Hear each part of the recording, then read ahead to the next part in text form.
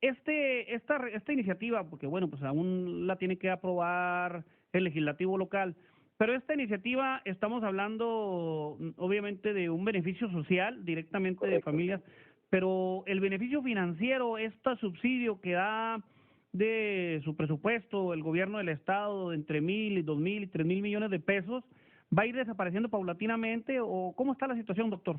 De manera muy drástica va a irse abatiendo este subsidio.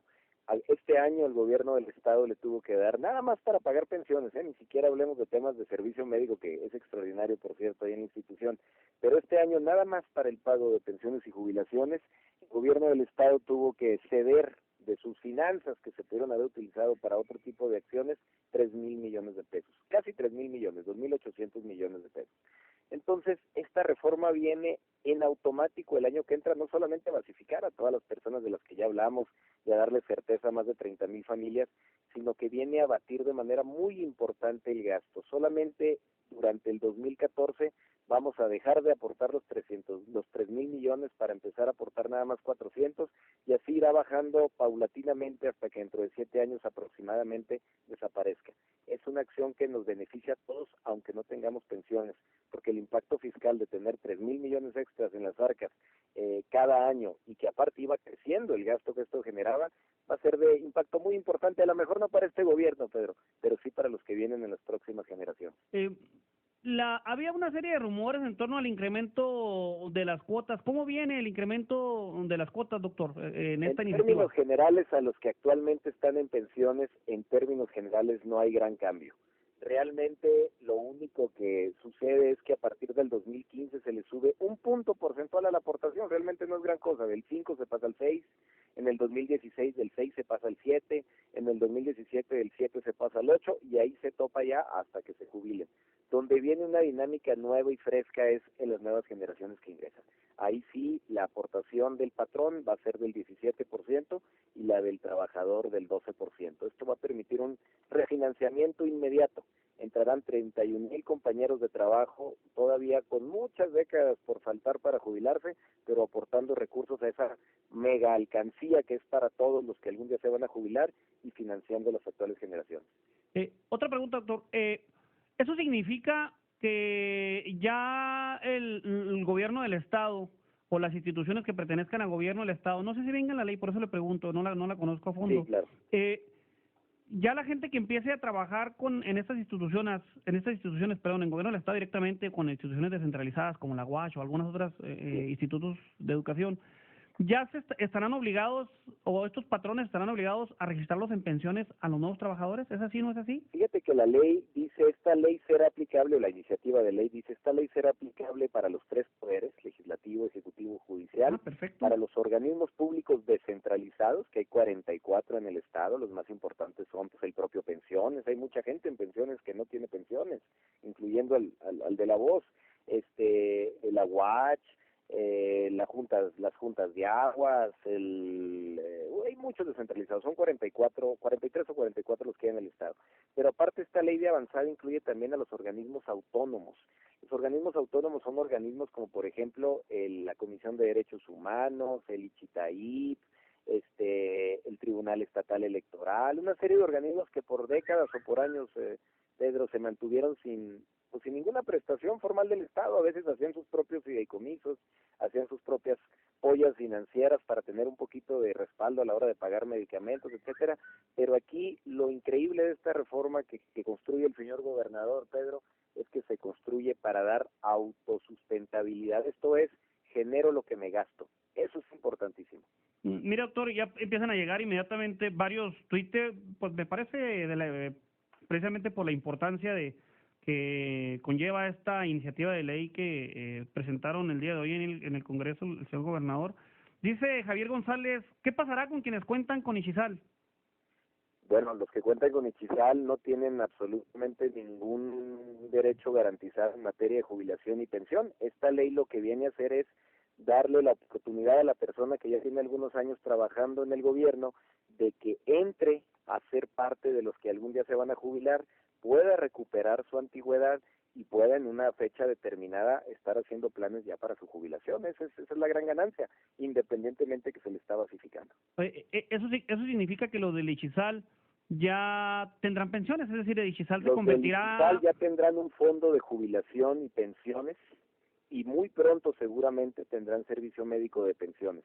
La ley de pensiones no trata el servicio médico. Ninguna ley de pensiones de ningún estado de la República habla del servicio médico. Solamente habla de pensiones, como va en su nombre.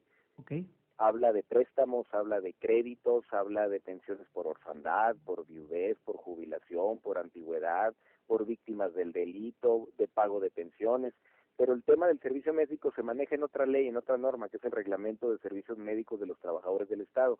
Conozco al señor gobernador, es un hombre de vanguardia, ha hecho cosas trascendentales en el Estado que nadie esperaba, por lo tanto no tengo la menor duda que en el lapso de 1 o 2 años seguramente estará construyendo el escenario para el ingreso al servicio médico también de pensiones de toda la derechohabiente del Estado. Pero esa es otra ley sobre la cual se tiene que trabajar. Pero ya la gente del Ixizal ya se va a basificar entonces. Por supuesto, y va a tener un fondo de jubilación y va a tener su servicio médico garantizado, porque había mucha gente que no solamente no tenía base, tampoco tenía servicio médico ni del Ixizal. Sí, así es.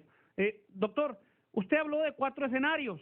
Sí es. ¿Es tan amable de comentarlos aquí a nuestros amigos y amigas radioescuchas de 4 escenarios de esta iniciativa de ley que presentó el señor gobernador el día de hoy? Por supuesto. Los jubilados se quedan exactamente igual en las mismas condiciones en las que están ahorita, completamente protegidos. O sea, doctor, eso significa, porque bueno, había una rumorología que iban a quitarle los derechos y Ya que es no cierto, sé qué. ni para qué nos metemos en cosas que no son.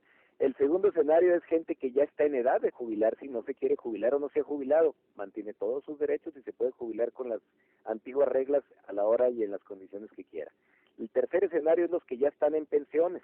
Ellos, como te comentaba, solamente sufren un pequeño incremento a la hora del pago de las cuotas a partir del año 2015 de 1% anual. Pero se jubilan nada. tienen su jubilación dinámica años, y todo las mujeres, normal. y a los 30 años los hombres. O sea, les aplica la ley vieja.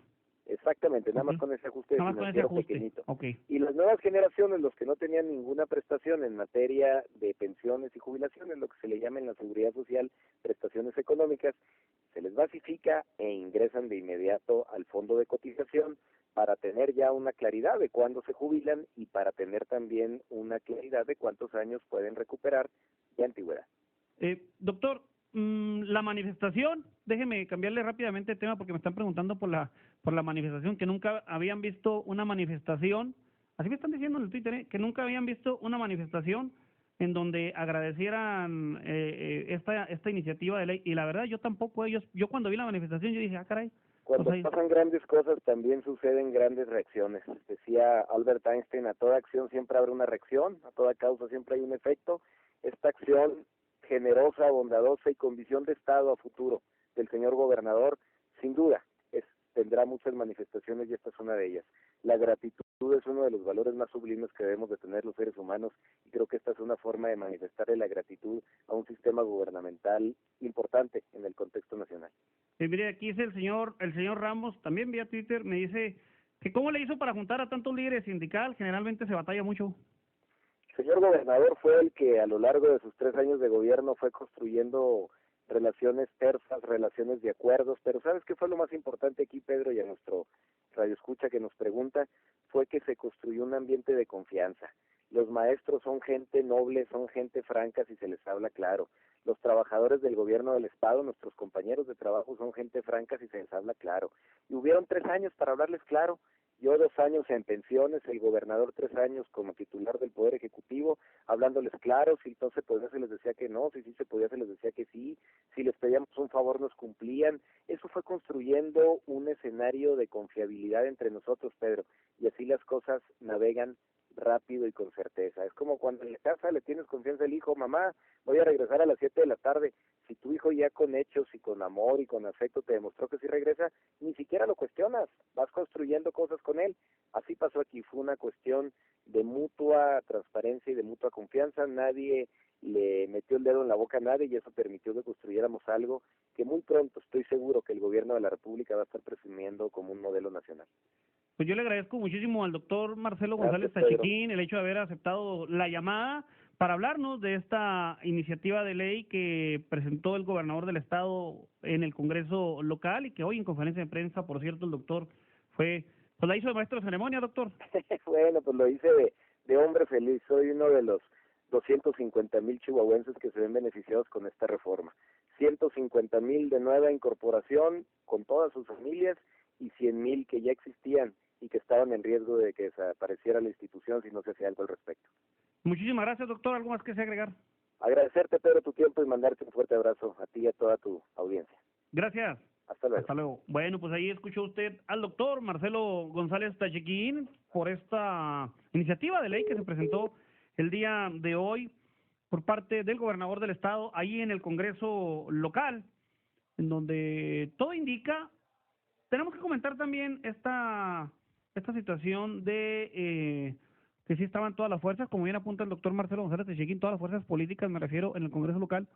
Y ya hubo declaraciones por parte de Toño Andreu, que es ahorita el presidente del Poder Legislativo, él es priista, y también hubo declaraciones de César Jauregui, que es el presidente, perdón, no es el presidente, es el coordinador de la fracción parlamentaria del PAN en el Congreso local. Hubo pues reacciones en torno a esta iniciativa de ley que presenta hoy el gobernador del estado de Chihuahua.